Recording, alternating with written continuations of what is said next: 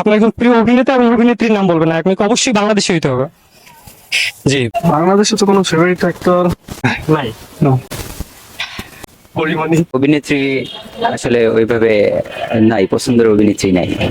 Crush কি ভাই? কাজ বুঝছেন না? কাকে ভালো লাগে?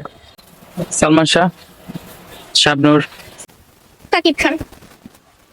আর অভিনেত্রী হচ্ছে যে নুসরাত ফারিয়া।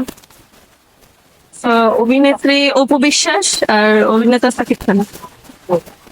বাপ্পি আর বিদ্যা মিম। আর একজন ফেভারিট অভিনেতা এবং অভিনেত্রীর নাম বলবেন, অবশ্যই বাংলাদেশি। বাংলাদেশে তো কোনো ফেভারিট অ্যাক্টর নাই। নাটক, মুভি, যে কোনো একটা বলতে পারেন, যে কোনো। চঞ্চল চৌধুরী। চঞ্চল চৌধুরী। আচ্ছা, একজন অভিনেত্রীর নাম বলুন। অভিনেত্রী কোনো ফেভারিট অভিনেত্রী? অবশ্যই বাংলাদেশি। বাংলাদেশি। সাকিব খান। অভিনেত্রী পরিমাণী। প্রিয় অভিনেতা এবং অভিনেত্রী অবশ্যই বাংলাদেশি। বাংলাদেশের প্রিয় অভিনেতা বলে সিয়াম। হ্যাঁ। অভিনেত্রী সাফা কবির।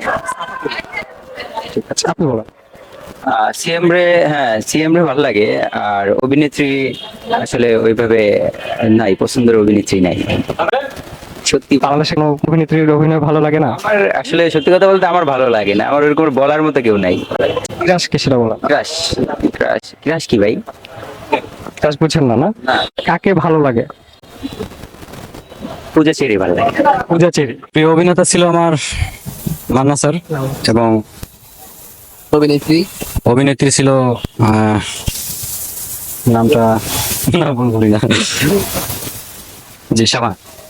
জি। People's Paradigm with Himu Akash.